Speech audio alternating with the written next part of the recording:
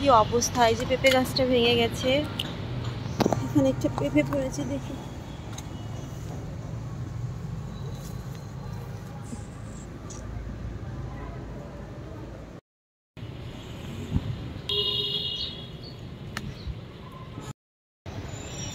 বেগুনটা নিয়ে যাওয়ার দরকার ছিল, কিন্তু এখন আর বাগানে নামবো না। এই যে নমস্কার, কেমন আছেন সবাই?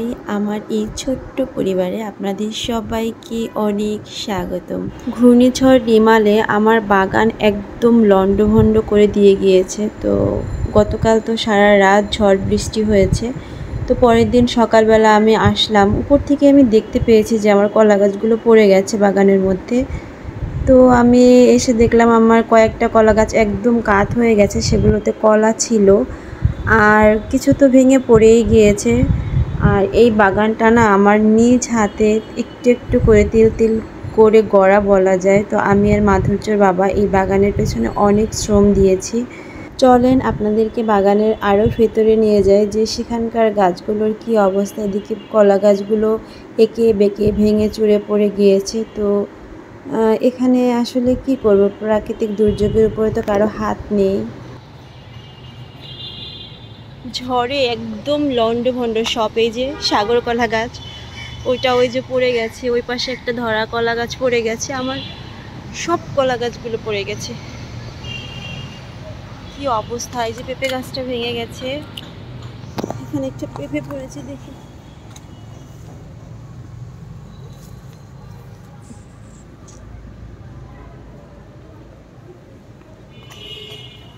কি অবস্থা দেখেন, বেগুন গাছগুলোও ভেঙে গেছে।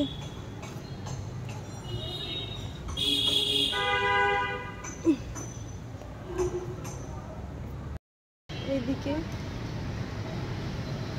আরো এখনো বৃষ্টি পড়ছে, বোঝা যাচ্ছে কিনা, এখনো গুড়ি গুড়ি বৃষ্টি পড়ছে। লাইট দিলে হয়তো বোঝা যাবে। বেগুনটা নিয়ে যাওয়ার দরকার ছিল, কিন্তু এখন আর বাগানে নামবো না।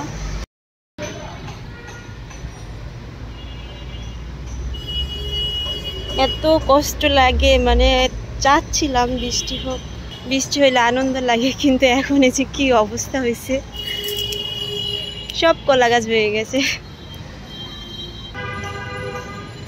একটা পেঁপে নিলাম, গাছে বেগুন আছে, এখন আর আমি বেগুন নিতে নিচে নামবো না। তো যাই ভিতর দিয়ে দেখি কি অবস্থা। এই দুইটা ছিল সাগর কলা গাছ, আর কিছুদিন পরেই না কলা হতো। লেবু গাছ, সবেদা গাছ, সব গাছই কেমন নরম হয়ে গেছে। আসলে এখানকার মাটি নরম, তো এই যে লাল কলা গাছটা, এটাও মনে হচ্ছে ভেঙে পড়ে যাবে। এই যে বৃষ্টি থামতেছে না, এখনো বৃষ্টি হচ্ছে, তো মনে হয় না যে এগুলো আস্তে থাকবে, কোনো রকমে টিকে আছে। দেখছো,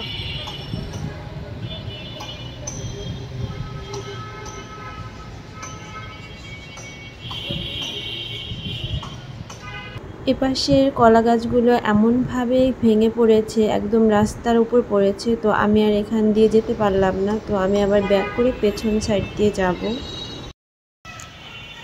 কত পেঁপে ছিল,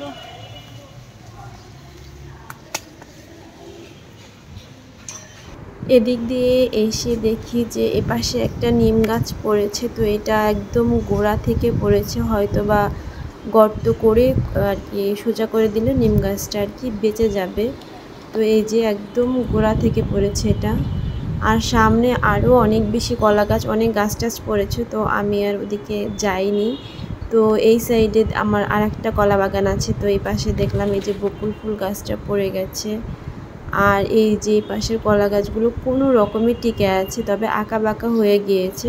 বৃষ্টি যদি না থামে, কন্টিনিউয়াসলি এভাবে হতে থাকে, তাহলে এই কলা গাছগুলো পড়ে যাবে। তো এই পাশে আমার একটা কাঁচকলা গাছ আর কি ধরা ছিল, তো ওইটা ভেঙে পড়ছে এই যে। তো এখান থেকে কাঁচকলা কেটে নিয়ে যাওয়া হয়েছে, তো আমাদের দারোয়ান হচ্ছে কেটে দিয়ে আসছে বাসায়, কালকেই দিয়ে আসছে বৃষ্টির মধ্যেই। আর এখন হচ্ছে আমি বাসায় চলে যাচ্ছি, যে দুইটা পেঁপে নিয়ে আসছি গাছের আর কি, পড়েছিল নিচে। আর বকুল ফুল হচ্ছে আমার সব থেকে প্রিয় ফুল, তো এটা নিয়ে আসলাম আর কি, যে গাছটা পড়ে গেছে ওখান থেকে ভেঙে। আর এই যে সেই কাঁচকলা, যেটা হচ্ছে কেটে নিয়ে আসা হয়েছিল আগের দিনই। তো এই কাঁচকলাগুলো পুষ্ট হয়েছে, এটা পড়েছে, এটা নেওয়ার কষ্ট নাই, কারণ আমি কাঁচকলাগুলো গাছে রেখে রেখে খেতাম, একসাথে ছিঁড়তাম না। তো এখন হচ্ছে ফ্রিজে রেখে খাবো এই আর কি। তো এই অবস্থা আমার ঝড়ে আমার বাগানের। তো এই ছিল আজকের ভিডিও। আপনারা ভালো থাকবেন, টাটা।